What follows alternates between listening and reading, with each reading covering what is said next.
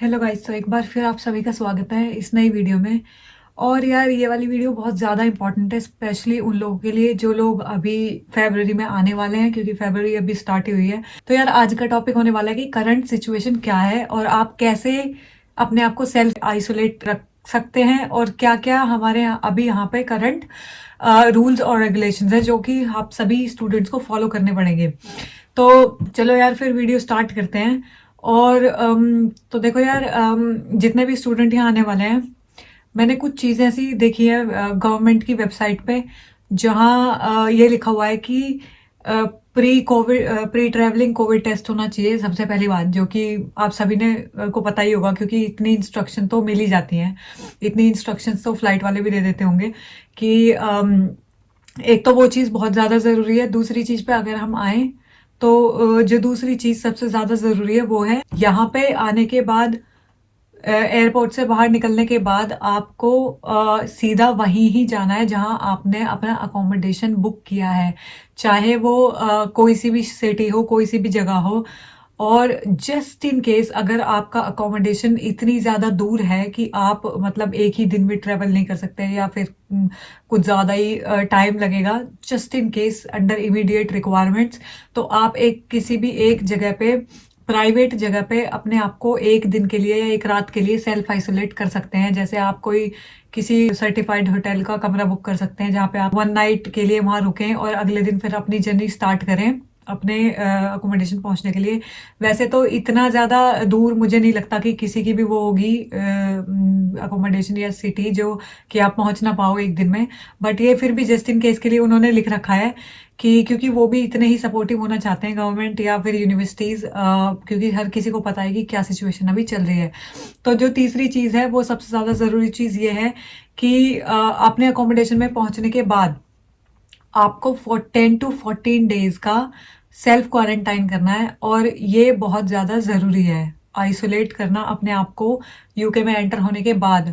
क्योंकि ये तो हर ही किसी के लिए है, चाहे कोई यूके का अपना बंदा है या कोई बाहर से आ रहा है या कोई स्टूडेंट है या कोई वर्क रिलेटेड पर्सन है, कोई बिजनेसमैन है, कोई भी है। हर किसी को 10 से 15 दिनों का क्वारंटाइन करना पड़ेगा अपनी अपनी अकोमोडेशंस में, और ये ज़रूरी है। जिसके लिए एक अलग से फॉर्म भरवा रहे हैं, वो पैसेंजर लोकेटर फॉर्म है, ऐसा करके कुछ फॉर्म है, जिसमें आपकी वो कॉन्टैक्ट डिटेल्स, आपकी एड्रेस, जहाँ पे आप अपने आप को आइसोलेट करना करेंगे 10 दिनों के लिए या 15 दिनों के लिए, वो जगह, वो सारी चीज़ें एक्यूरेट होनी चाहिए, नहीं तो 3,500 का फाइन लगेगा। और जस्ट इन केस अगर कोई स्टूडेंट अपने आप को मतलब एक जगह से दूसरी जगह, मान लो आप सेल्फ क्वारंटाइन कहीं और कर रहे थे, और या फिर आधा सेल्फ आइसोलेशन कहीं और हुआ है और आधा कहीं और होगा, just in case in immediate requirement के अंदर, तो आपको वो फॉर्म पहले अपडेट करना पड़ेगा। आप अपनी मर्जी से कहीं पे भी ऐसे आ जा नहीं सकते, स्पेशली अगर आप सेल्फ आइसोलेशन के पीरियड में चल रहे हैं तो। और अगर किसी भी स्टूडेंट को ऐसा लगता है कि हमें कोविड के टेस्ट, मतलब हमें कोविड के सिम्टम नहीं है अभी, ऐसा करके कुछ भी है, तो आप अपने आप को एक प्राइवेट प्राइवेट डॉक्टर से या प्राइवेट एनएचएस में जाके प्राइवेटली अपने आप को टेस्ट करवा सकते हैं। अगर आपका टेस्ट, कोविड का टेस्ट अगेन यूके में आने के बाद नेगेटिव आया, तो आप को डॉक्टर या फिर एनएचएस के लोग ये बोल सकते हैं कि ठीक है, आप जल्दी ही अपना क्वारंटाइन एंड कर सकते हैं, जो कि वैसे भी कोई फायदा नहीं है, क्योंकि अभी पूरा यूके लॉकडाउन पे है।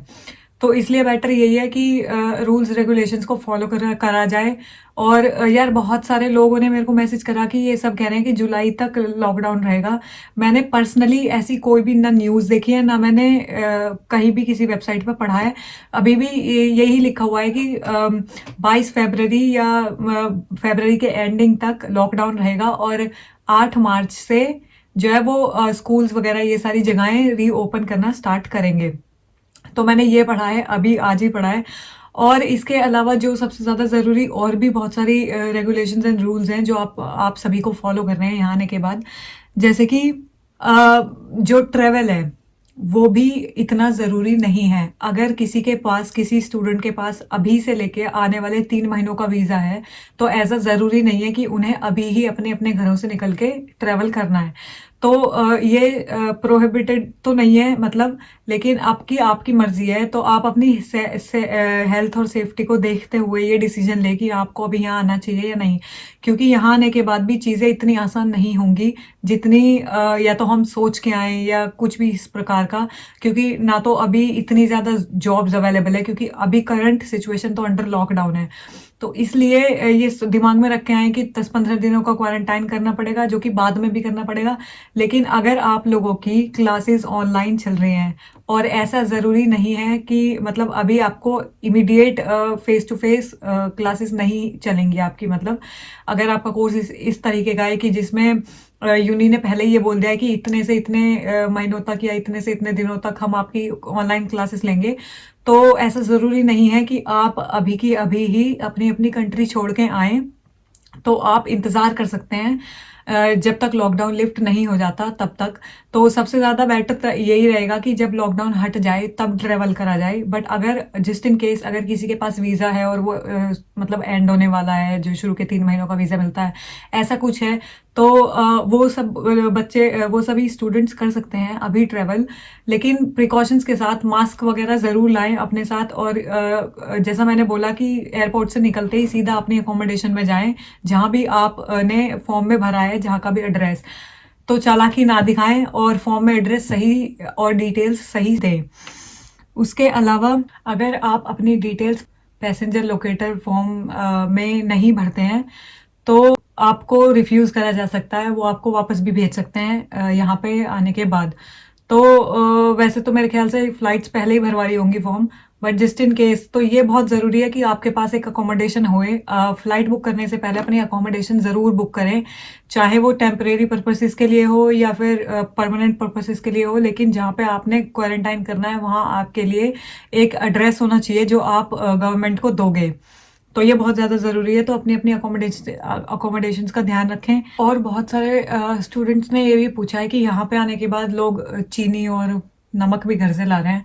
तो ऐसा भी नहीं है यार, आप अगर सेल्फ आइसोलेट करोगे तो यहाँ पे इतनी सारी रिसोर्सेज हैं जिनका आप इस्तेमाल कर सकते हो, जैसे कि आप जैसे टेस्को, एसडा, ऐसी बड़ी बड़ी सुपरमार्केट चेन्स में के वेबसाइट्स पे जाके आप अपने आप के लिए ऑनलाइन फूड ऑर्डर कर सकते हो।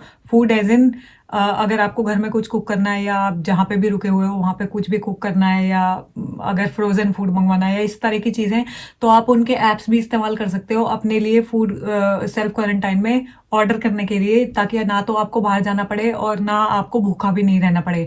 तो आप अपने लिए ऑनलाइन डिलीवरी करवा सकते हैं। तो यार ये सारी जो भी मैंने चीज़ें अभी मेंशन करी है बहुत ज़्यादा ज़रूरी है कि हर स्टूडेंट इन्हें फॉलो करे। और जैसा मैंने कहा कि ऐसा ज़रूरी नहीं है कि अगर आपका वीज़ा अभी आ गया है तो आपको भी अभी ही आना है। थोड़ा सा अगर आप इंतज़ार कर सकें लॉकडाउन लिफ्ट होने का तो वो करना ज़रूरी है, क्योंकि लॉकडाउन के बाद अगर आप आएंगे तो थोड़ा फ्री भी महसूस होगा, लोग भी दिखाई देंगे, थोड़ा मेंटली भी अपने आप को आप तैयार कर सकेंगे। लेकिन अगर जैसा मैंने कहा अगर ज़रूरी है अभी आना तो आप आ सकते हैं, लेकिन प्रिकॉशन लेकर आएँ। और चलो फिर यार मिलते हैं अगली वीडियो में, और मेरे को बताना कि और भी अगर ऐसी कोई चीज़ें हैं जो मैंने मेंशन ना करी हूँ उन स्टूडेंट्स के लिए जो यहाँ आने वाले हैं, तो प्लीज़ कमेंट करके वो बता देना, ताकि दूसरे स्टूडेंट्स को भी पता लगे। क्योंकि at the end of the day जो ट्रैवल कर रहा है उसी को ही असली चीज़ें बहुत ज़्यादा पता होंगी। बट मैंने जिन जिन लोगों से पूछा है सब ने यही सारी चीज़ें मेंशन करी है। तो चलो फिर यार मिलते हैं अगली वीडियो में।